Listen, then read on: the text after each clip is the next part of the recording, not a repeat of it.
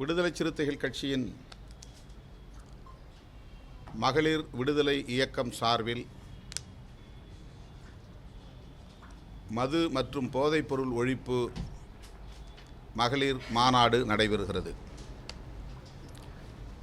கள்ளக்குறிச்சி மாவட்டத்தில் இந்த மாநாடு நடைபெற உள்ளது.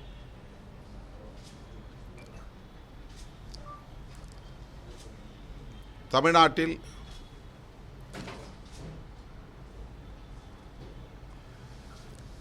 கள்ளச்சாராயத்தால் தொடர்ந்து நூற்றுக்கணக்கானவர்கள் பலியாகி வருகின்றனர். கடந்த 2006ஆம் ஆண்டிலிருந்து 2024ஆம் ஆண்டு வரையில் 1589 பேர் பலியாகி இருக்கிறார்கள். மரக்காணம் அருகே மீனவர் மற்றும் தலித் மக்கள் வசிக்கும் குடியிருப்பு பகுதிகளில் கள்ளச்சாராயம் அருந்தி 14 பேர் உயிரிழந்தார்கள்.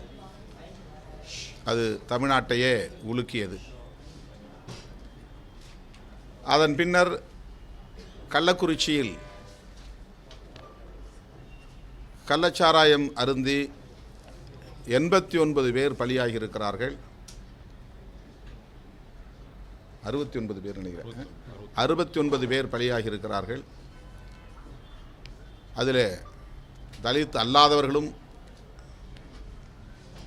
பழங்குடி மக்களும் உண்டு. அதுவும் மிகப்பெரிய தாக்கத்தை தமிழகத்தில் ஏற்படுத்தியதை நாம் அறிவோம். பாதிக்கப்பட்ட மக்களை நேரிலே களத்தில் சந்தித்த போது அவர்கள் வைத்த ஒரே கோரிக்கை, அரசு எங்களுக்கு இழப்பீடு தருவது முக்கியமல்ல, அரசு மதுபான கடைகளை மூட வேண்டும், சாராயத்தை முற்றாக ஒழிக்க வேண்டும் என்பதுதான். கள்ளச்சாராயத்தை ஒழிக்க வேண்டும் என்பதல்ல, சாராய கடைகளை மதுக்கடைகளை முற்றாக ஒழிக்க வேண்டும். அப்போதுதான் இது போன்ற சாவுகளை தடுக்க முடியும், குடும்பத்தில் பெண்கள் பாதுகாப்பாக வாழ முடியும் என்பதை கண்ணீர் மல்க கதறி அழுதபடி இந்த கோரிக்கைகளை முன்வைத்தார்கள். ஆகவேதான் அதனை கண்டித்து விடுதலை சிறுத்தைகள் கட்சியின் சார்பிலே சென்னையில் நடைபெற்ற ஆர்ப்பாட்டத்தில் இந்த மாநாட்டை அறிவித்திருக்கிறோம்.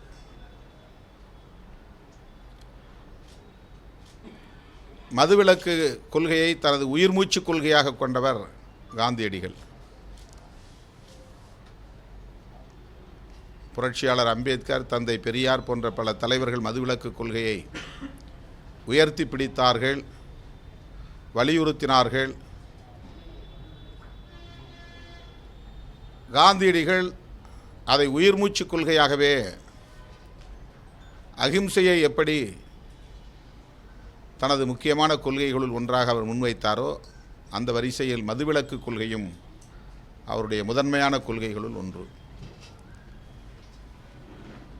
அரசியல் அடிப்படையில், கருத்தியல் அடிப்படையில் அவரோடு விடுதலை சிறுத்தைகள் கட்சி அல்லது அம்பேத்கர் இயக்கங்கள் முரண்பட்டாலும் கூட மதசார்பின்மை, மதுவிலக்கு போன்றவற்றில் முழுமையாக உடன்படுகிறோம் காந்தியடிகளின் நிலைப்பாட்டுடன். அந்த வகையிலே அக்டோபர் 2 காந்தியடிகள் பிறந்த நாளில் விடுதலை சிறுத்தைகள் கட்சி லட்சக்கணக்கான மகளிரை திரட்டி மது மற்றும் போதைப்பொருள் ஒழிப்பு மாநாட்டை வலியுறுத்துகிறோம். அதில் முதன்மையான கோரிக்கை, தமிழ்நாட்டில் படிப்படியாக மதுக்கடைகளை மூட வேண்டும். 2016ஆம் ஆண்டு தேர்தல் அறிக்கையில் திராவிட முன்னேற்றக் கழகம் படிப்படியாக மதுவிலக்கை நடைமுறைப்படுத்தும் என்று உறுதியளித்தது. திமுகவுக்கும் மதுவிலக்கு கொள்கையிலே உடன்பாடு உண்டு, அதிமுகவுக்கும் உடன்பாடு உண்டு, இடதுசாரி கட்சிகளுக்கும் மதுவிலக்கு கொள்கையிலே உடன்பாடு உண்டு, விடுதலை சிறுத்தைகள் கட்சிக்கும் மதுவிலக்கு கொள்கையில் உடன்பாடு உண்டு.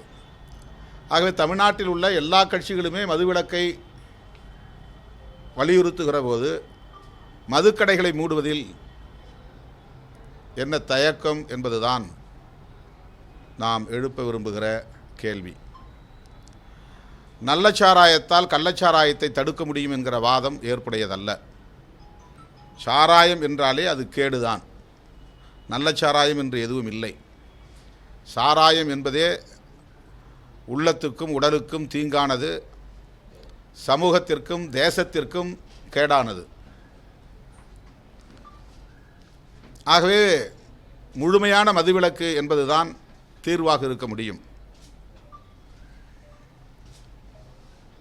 அரசாங்கமே மதுபானத்தை விற்பனை செய்தால் கள்ளச்சாராயத்தை கட்டுப்படுத்த முடியும் என்பது ஒரு கற்பனாவாதம். அது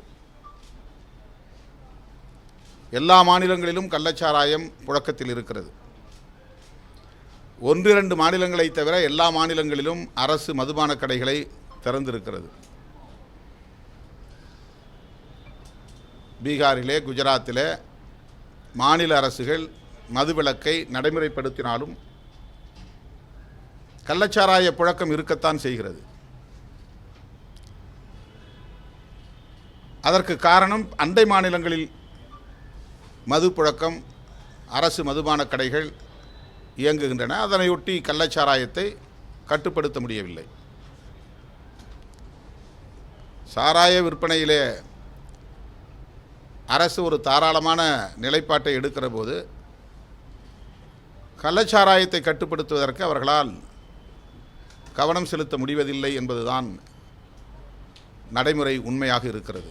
எனவே நல்ல சாராயம் கள்ளச்சாராயம் என்கிற வாதமே கூடாது. முழு மதுவிலக்கு என்பதுதான் ஒரே தீர்வு என்பதை அனைத்து ஜனநாயக சக்திகளும் ஒருங்கிணைந்து குரல் கொடுக்க வேண்டிய தேவை இருக்கிறது. இதற்கு அரசமைப்பு சட்டமே வழிகாட்டுகிறது.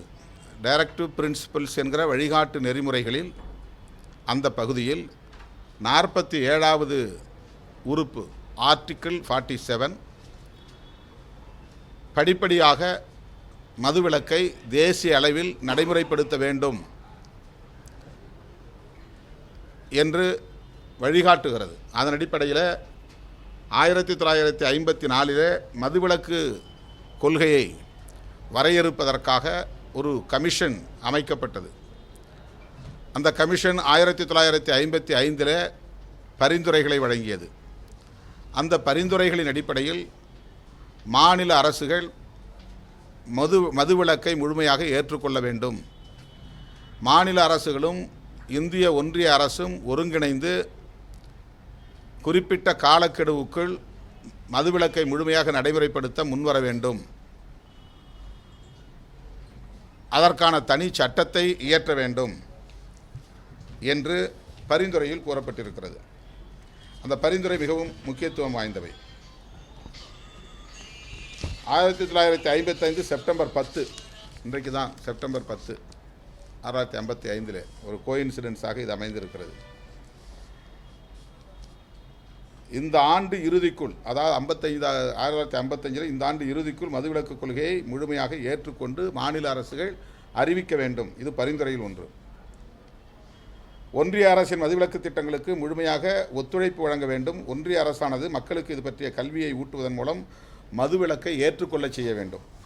அதாவது ஒரு பிரச்சாரமே இது சம்பந்தமாக செய்ய வேண்டும் என்பதோடு கல்வி மூலமாகவும் இதை பரப்ப வேண்டும். இது பற்றிய விழிப்புணர்வை பரப்ப வேண்டும். 1958 ஏப்ரல் 1ஆம் தேதி தேசிய அளவில் இதற்கென சட்டம் ஒன்று இயற்றப்பட வேண்டும். அதுக்கு டேட் குறிச்சிருக்காங்க. 1958 ஏப்ரல் 1ஆம் தேதிக்குள்ளே சட்டம் இயற்ற வேண்டும். Central legislation. இந்திய ஒன்றிய அரசு மதுவிலக்கு தொடர்பாக, போதைப்பொருள் ஒழிப்பு தொடர்பாக ஒரு சட்டத்தை இயற்ற வேண்டும் என்று அந்த மதுவிலக்கு விசாரணை குழு பரிந்துரைத்திருக்கிறது. இதுவரையில் மதுவிலக்கு கொள்கையை ஏற்காத மாநில அரசுகள் 1956 ஏப்ரல் 1ஆம் தேதிக்குள்ளாக ஏற்றுக்கொள்ள வேண்டும். அதற்கும் ஒரு காலக்கெடு விதித்திருக்கிறது. 55 கொடுத்த அறிக்கையில் 56 ஏப்ரல் 1க்குள்ளாக எல்லா மாநில அரசுகளும் மதுவிலக்கு கொள்கை அளவிலே ஏற்றுக்கொள்ள வேண்டும். அரசு ஊழியர் நடத்தை விதிமுறைகளில் மது அருந்துவதில்லை என்பதை கட்டாயம் இடம்பெறச் செய்ய வேண்டும். உடல்நலத்துக்கு தீங்கு விளைவிக்கும் கஞ்சா உள்ளிட்ட போதைப் பொருட்களின் விற்பனையை படிப்படியாக நிறுத்தப்பட வேண்டும். பாதுகாப்பு படையினரிடையே மதுவிலக்கு முழுமையாக ஏற்கப்பட வேண்டும். மிலிட்டரியில் மது அருந்துவது ஒரு ஃபேஷனாக அங்கீகரிக்கப்பட்டிருக்கிறது. அவங்களுடைய மிலிட்ரி கேன்டீனில் எல்லா IMF மதுவும் தாராளமாக குறைந்த விலைக்கு கிடைக்க ஏற்பாடு செய்திருக்கிறார்கள். மிலிட்ரியில் இருந்தாலே மது அருந்தலாம் என்கிற ஒரு பொது நியதி இன்றைக்கு நடைமுறையிலே இருக்கிறது. ஆகவே தான் பாதுகாப்பு படையினரிடையே மதுவிலக்கை முழுமையாக ஏற்கப்பட செய்ய வேண்டும். பழங்குடியினர் வசிக்கும் பகுதிகளில் மதுவிலக்கு கொள்கையை மனமாற்றத்தின் மூலமாக ஏற்படுத்த வேண்டும். அவர்களை தண்டிப்பதன் மூலமாக அதை திணிக்கக்கூடாது. ஆனால் கள்ளமது தயாரிப்பதை தடுக்கும் விதம் தண்டனை வழங்கப்படலாம். இது ஏன் அப்படி சொன்னாங்கன்னா, அந்த குழுவில் இடம்பெற்றவர்களில் ஒருவர் எழுந்து முழு மதுவிலக்கு கூடாது, மதுவிலக்கை திணிக்கக்கூடாது, தலித்துகளும் பழங்குடி மக்களும் கடுமையான உடல் உழைப்பை செய்யக்கூடியவர்கள், அவர்கள் மது அருந்தினால்தான் அந்த வேலையை செய்ய முடியும். கழிவறைகளை சுத்தம் பண்ணுவது, சாக்கடைகளை சுத்தம் செய்வது போன்ற பணிகளை செய்யக்கூடியவர்கள் மது அருந்த வேண்டும் என்று நியாயப்படுத்தி அந்த வேலையை அவர்கள் செய்ய வேண்டுமானால் அவர்கள் போதையில் இருந்தால்தான் செய்ய முடியும் என்பதை போன்ற ஒரு கருத்தை அவர் தெரிவித்த காரணத்தினால் அதை எதிர்த்து அதில் இருந்தவர்கள் சொன்னார்கள். ஆனாலும் பழங்குடியின மக்களை இதன் பெயரில் தண்டிக்கக்கூடாது, கள்ளச்சாராயம் காய்ச்சினால் அவர்களை கடுமையாக தண்டிக்கலாம் என்ற ஒரு லிபரல் பாலிசி, அதிலே ஒரு நிலைப்பாட்டை எடுத்தார்கள். நாட்டில் மதுவிலக்கு கொள்கை முழுமையாக நடைமுறைக்கு வந்தால் அயல்நாட்டு தூதரகங்கள் அளிக்கும் விருந்துகளிலும் மது வழங்குவது தடை செய்யப்பட வேண்டும். ஏப்ரல் 1, 1958க்கு பிறகு மது அருந்துவதற்கான பர்மிட் அனைத்தும் செல்லாது என ஆக்கப்பட வேண்டும். இது 11 பரிந்துரைகள். 1955 செப்டம்பர் 10 மதுவிலக்கு விசாரணை குழு இந்திய ஒன்றிய அரசுக்கு அளித்த பரிந்துரைகளில் சொல்லப்பட்டிருப்பவை. ஆகவே விடுதலை சிறுத்தைகள் கட்சி அரசமைப்பு சட்டத்தின்படி உறுப்பு எண் 47 படி தேசிய அளவில் மது மற்றும் போதைப்பொருள் ஒழிப்புக்கான கொள்கையை வரையறுக்க வேண்டும், அதன் அடிப்படையில் சட்டம் இயற்ற வேண்டும் என்று வலியுறுத்தி இந்த மாநாட்டை நடத்துகிறோம். இதை முடிச்சிடறேன். தமிழ்நாட்டில் 1971 மதுவிலக்கு ரத்து செய்யப்பட்டு மதுக்கடைகள் திறக்கப்பட்டன. 71 பெண்களின் எதிர்ப்பின் காரணமாக 74 செப்டம்பர் 1 மதுக்கடைகள் மூடப்பட்டன. இது ரெண்டும் அப்போ திமுக ஆட்சியில் இருந்த காலம்.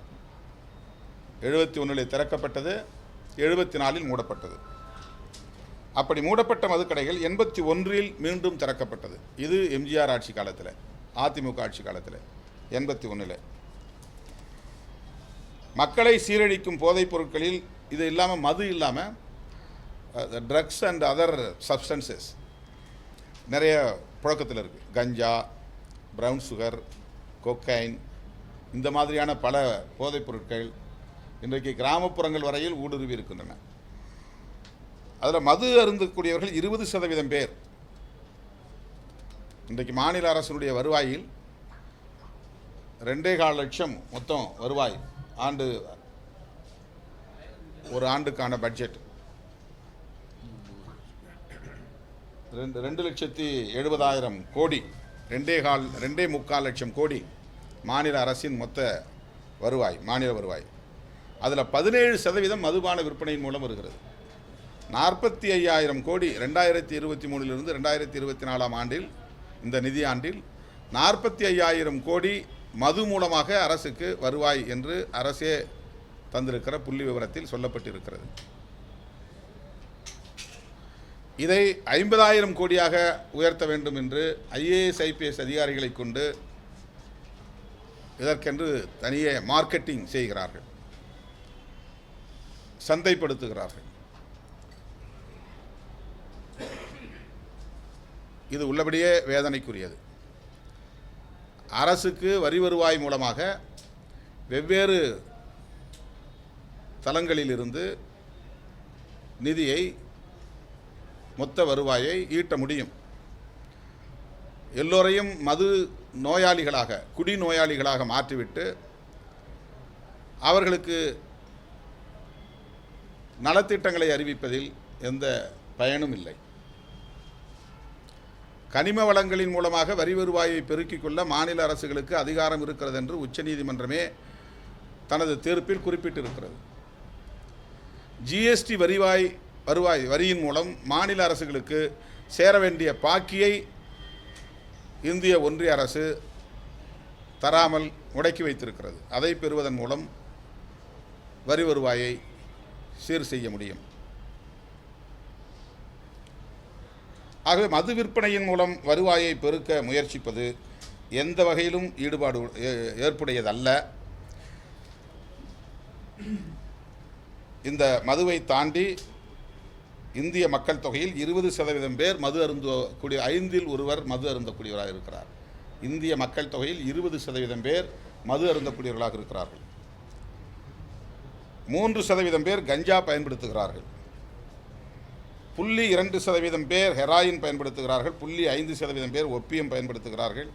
1% பேர் இதர போதைப் பொருட்களை பயன்படுத்துகிறார்கள்.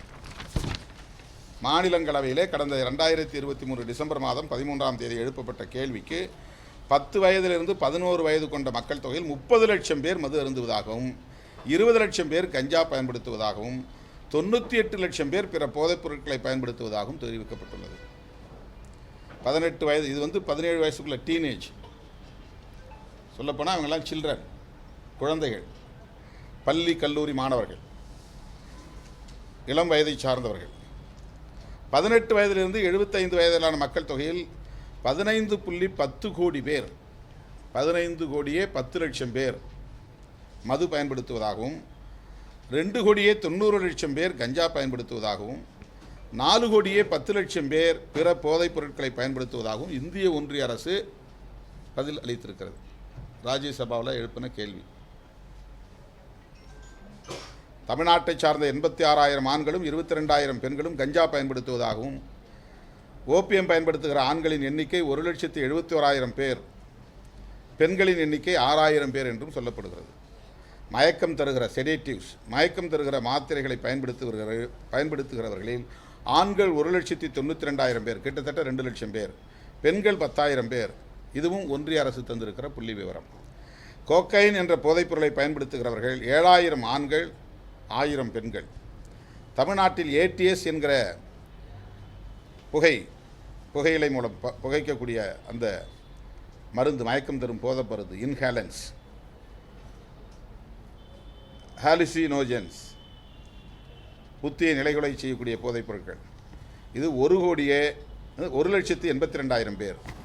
பெண்கள் இதில் மட்டும் 13,000 பேர். இது ஒன்றிய அரசின் சமூக நீதித்துறை வழங்கியிருக்கிற புள்ளி விவரம். ஆகவே இதுக்கு தனியாக நார்காட்டிக்ஸ்னு தனி ஆக்ட் இருக்குது, நிறைய சட்டங்கள் இருக்குது.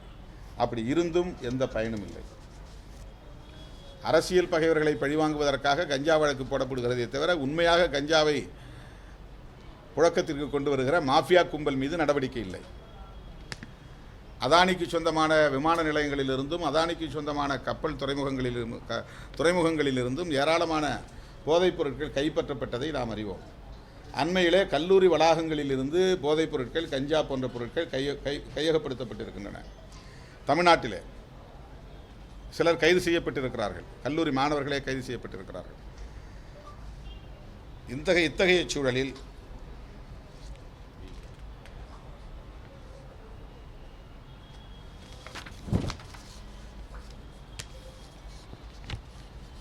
நாம் இந்த மாநாட்டின் மூலம் முன்வைக்க விரும்புகிற கோரிக்கைகள், ஒன்று, இந்திய அரசுக்கு வைக்கிற கோரிக்கைகள், அரசமைப்பு சட்டத்தின் உறுப்பு எண் 47 கூறியுள்ளவாறு மதுவிலக்கை தேசிய கொள்கையாக அறிவிக்க வேண்டும். இது ஒரு ஸ்டேட் மட்டும்தான் அதை செய்யணும் அப்படின்னு இருக்கக்கூடாது. தமிழ்நாட்டில் மதுவிலக்கு கொள்கை இருந்து பாண்டிச்சேரியில் மதுவிலக்கு கொள்கை இல்லைன்னா தமிழ்நாட்டை காப்பாற்ற முடியாது. ஆக இந்தியா முழுவதும் இது தேசிய மதுவிலக்கு கொள்கையை அறிவிக்க வேண்டும். மதுவிலக்கை நடைமுறைப்படுத்த முன்வரும் மாநில அரசுகளுக்கு வருவாய் இழப்பை ஈடு செய்ய சிறப்பு நிதி வழங்க வேண்டும். இந்திய ஒன்றிய அரசினுடைய கடமை இது. போதைப் பொருள்கள் நடமாட்டத்தையும் பயன்பாட்டையும் கட்டுப்படுத்த உறுதியான நடவடிக்கையை மேற்கொள்ள வேண்டும். அது அதற்குன்னு தனி சட்டம் இயற்றி உறுதியான நடவடிக்கையை மேற்கொள்ள வேண்டும். போதைப்பொருளுக்கு அதை கண்ட்ரோல் பண்ணுறது சட்டம் இருக்குது, மதுவிலக்குக்கு அப்படி ஒரு சட்டம் இல்லை. அதனால் அதை சட்டம் கொண்டு வர வேண்டும்.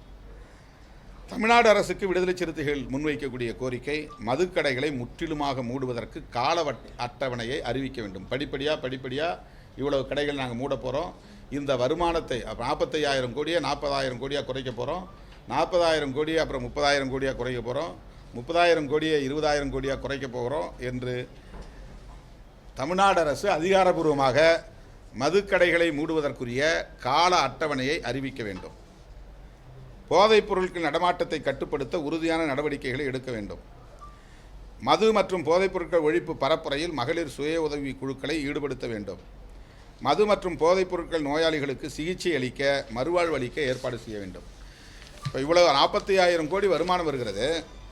ஆனால் அடிக்ஷன் சென்டர் கவர்மெண்ட் மூலமாக இருக்கான்னா இல்லை, ரீஹாபிலிட்டேஷன் சென்டர் இருக்கான்னா இல்லை, கவுன்சிலிங் சென்டர்ஸ் ஏதாவது ஹாஸ்பிட்டல்ஸில் இருக்கான்னா இல்லை. குடிநோயாளிகளை சரி செய்வதற்கு, காப்பாற்றுவதற்கு, அந்த குடும்பங்களை காப்பாற்றுவதற்கு இந்த 45,000 கோடியில் ஒரு 1,000 கோடி ரூபாயை ஏன் செலவு பண்ணக்கூடாது? ரீஹாபிலிட்டேஷன் சென்டர் ப்ரைவேட் தான் வச்சுருக்கான். ப்ரைவேட் வச்சுருக்க ரீஹாபிலிட்டேஷன் சென்டரில் பெருசாக ரிசல்ட் கிடைக்கல. போயிட்டு வெளியே வர்றவங்க மறுபடியும் அதே நிலையில் தான் இருக்கிறாங்க. சில புகார்களும் இருக்கிறது, அவங்கள கடுமையாக வதைக்கிறார்கள் குடிக்கக்கூடாதுன்னு சொல்லி அப்படின்லாம் சொல்கிறாங்க. அது எந்த அளவுக்கு உண்மைன்னு தெரியல. ஆனால் அவங்களாவது பொறுப்புணர்வோடு அதை செய்கிறாங்க.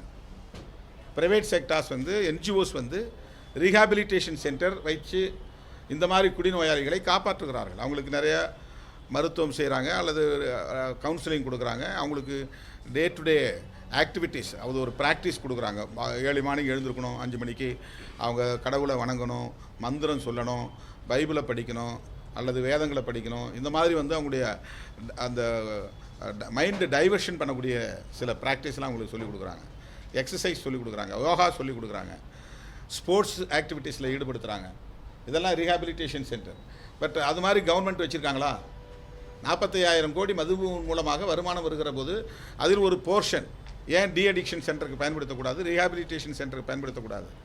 ஒவ்வொரு மருத்துவமனையிலும் அடிக்ஷன் சென்டர் இருக்கணும், ஒவ்வொரு மருத்துவமனையிலும் ரீஹாபிலிட்டேஷன் சென்டர் இருக்கணும். அதுக்கு சைக்காட்ரிஸ்ட் அண்ட் சைக்காலஜிஸ்ட் நிறையா நியமனம் பண்ணணும், அப்பாயின்மெண்ட் பண்ணணும். இந்தியாவை, தமிழ்நாட்டை மட்டுமல்ல ஒட்டுமொத்த இந்தியாவை மிக மோசமாக பாழ்படுத்தி வரக்கூடிய, இளம் தலைமுறையினரை சீரழித்து கொண்டிருக்கிற, தேசத்தின் ஒட்டுமொத்த மனித வளத்தை அழித்து கொண்டிருக்கிற ஹியூமன் ரிசோர்ஸஸ். ஒரு பெரிய டாக்டராக வர வேண்டியவன் இளம் வயசுலேயே வீணாய் போயிடுறான், பெரிய என்ஜினியராக வர வேண்டியவன் இளம் வயசுலேயே பாதிக்கப்பட்டுறான், ஒரு பெரிய படைப்பாளியாக வர வேண்டியவன் 15 வயசு 16 வயசுலேயே வீணாக போயிடுறான். குடும்பமும் அவனுக்கு இல்லாமல் போயிடுது. அவன் குடும்பத்துக்கு பாரமாகவும் இருக்கிறான், அந்த ஊருக்கு பாரமாகவும் இருக்கிறான், ஒட்டுமொத்த தேசத்துக்கு பாரமாக இருக்கிறான். கிராமங்களுக்கு போகிற நேரத்தில் ஒரு 100 பேர் எங்களை சூழ்ந்து நிற்கிறாங்கன்னா அதில் கிட்டத்தட்ட 30 பேர் 40 பேர் போதையில் இருக்கிறாங்க. அந்த அந்த ஹியூமன் ரிசோர்ஸ் கடுமையாக பாதிக்கப்படுகிறது. மனித வளத்தை கடுமையாக பாதிக்க செய்யக்கூடிய மது அரசாங்கத்தினாலேயே நடத்தப்படுவது, விற்பனை செய்யப்படுவது இந்த தேசத்திற்கு விரோதமான செயல், மனித வளத்தை பாழ்படுத்தக்கூடிய செயல். எனவே மது மற்றும் போதைப் பொருள்களை ஒழிப்பதற்கு தேசிய கொள்கை வேண்டும். பீகார் மாநிலத்தில் மதுவிலக்கு கொள்கை நடைமுறைப்படுத்தியதனால் என்ன ரிசல்ட் அப்படிங்கிறது வருகிற போது, பெண்களுக்கு இதுவரையில் நேர்ந்த டொமஸ்டிக் வயலன்ஸ்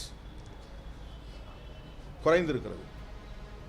குடிநோயாளிகளால் பெண்கள் தாக்கப்படுவது, மூர்க்கமாக தாக்கப்படுவது, குடும்பத்தில் உள்ள பொருட்கள் அனைத்தையும் விரயம் செய்வது, அதனால் ஏற்படுகிற பாதிப்பு,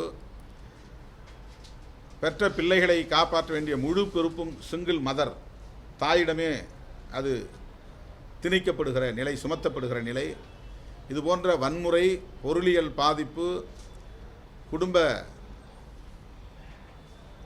ஒற்றுமை பாதிப்பு என்கிற பல வகையில் டிஸ்ஆர்கனைசேஷன் ஆஃப் ஃபேமிலி. இதனால் குழந்தைகளுடைய படிப்பு பாதிக்கப்படுகிறது, குழந்தைகள் தவறான வழிநடத்துதலுக்கு ஆளாக்கப்படுகிறார்கள். எனவே தமிழ்நாடு அரசு இதில் கூடுதல் கவனம் செலுத்த வேண்டும். 2026 சட்டமன்ற தேர்தலுக்கு முன்னதாக திராவிட முன்னேற்றக் கழகம் இன்றைக்கு ஒரு ஆளுங்கட்சி என்கிற நிலையில் விடுதலை சிறுத்தைகள் அங்கவகிக்கும் திமுக கூட்டணியின்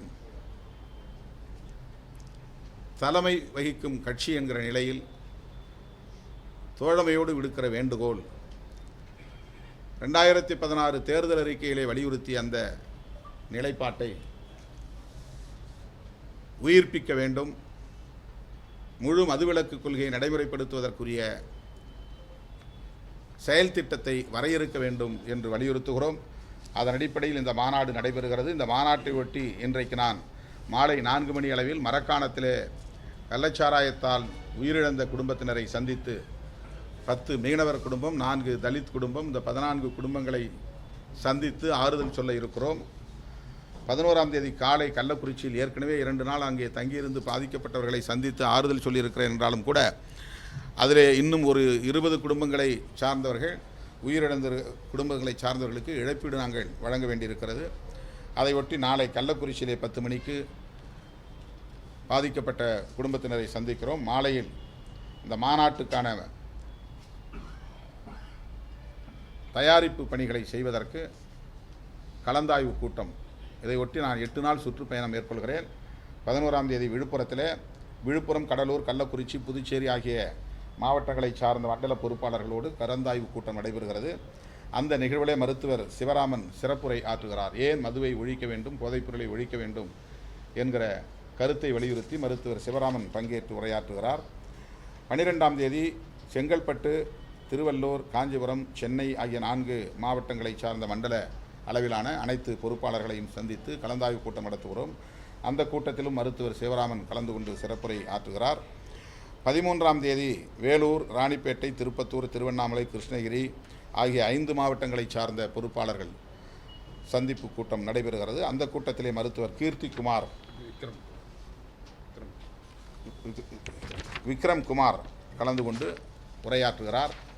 15ஆம் தேதி தஞ்சை மண்டலம், தஞ்சாவூர், திருவாரூர், மயிலாடுதுறை, நாகை, காரைக்கால் ஆகிய மாவட்டங்களை சார்ந்த நிர்வாகிகள் சந்திப்பு.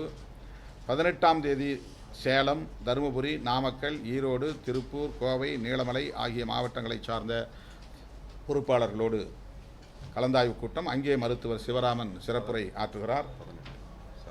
18 சேலம், அதான் 19 திருச்சி, கரூர், புதுக்கோட்டை, அரியலூர், பெரம்பலூர் ஆகிய மாவட்டங்களில் நிர்வாகிகள் கலந்தாய்வு கூட்டம் நடைபெறுகிறது.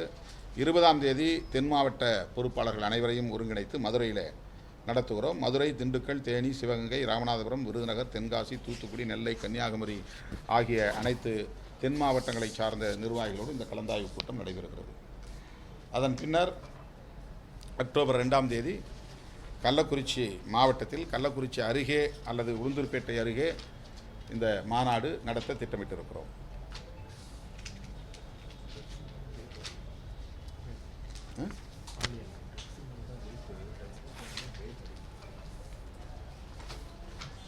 பெண்களுக்கு எதிரான வன்கொடுமைகள் நிறைய நடந்திருக்கு. நிர்பயா கேஸாக இருந்தாலும் சரி, இப்போ கொல்கத்தாவில் நடந்திருக்கிற ஒரு மருத்துவர் பாதிக்கப்பட்ட அந்த கொடூரமாக இருந்தாலும் சரி, இதுபோன்ற பெண்களுக்கு எதிரான கொடுமைகள், குரூரமான கொடுமைகள் மது அருந்தியவர்களால் அல்லது போதைப்பொருள் அருந்தியவர்களால் தான் அதிகம் நேர்ந்திருக்கிறது. இது நிரூபிக்கப்பட்ட உண்மையாக இருக்கிறது. ஆகவே பெண்களின் பாதுகாப்பும் இதில் முக்கியமாக அடங்கியிருக்கிறது. ஒட்டுமொத்தத்தில் நாட்டின், தேசத்தின் மனித வளம் முக்கியமானது. மனித வளத்தைப் போல உயர்ந்த ஒரு செல்வம் ஒரு தேசத்திற்கு வேறு எதுவும் இருக்க முடியாது. வேறு எந்த செல்வமும் உயர்ந்த செல்வம் இல்லை. மனித வளம், ஹியூமன் ரிசோர்ஸ், அதுதான் மிக முக்கியமானது. எல்லோரையும் குடிநோயாளிகள் ஆக்கிவிட்டு நாட்டை வல்லரசாக்க முடியாது. ஒவ்வொரு குடும்பத்திலும் குடிநோயாளிகளை உருவாக்கிவிட்டு நலத்திட்டங்கள் வழங்குவதில் எந்த பயனும் இல்லை. ஆகவே மாநில அரசுக்கும் இந்திய ஒன்றிய அரசுக்கும் இந்த கோரிக்கைகளை வலியுறுத்தக்கூடிய வகையில் விடுதலை சிறுத்தைகளின் மாநாடு, மகளிர் மாநாடு அக்டோபர் 2 நடைபெறுகிறது. அதற்கு உங்களுடைய முழுமையான ஒத்துழைப்பு தேவை.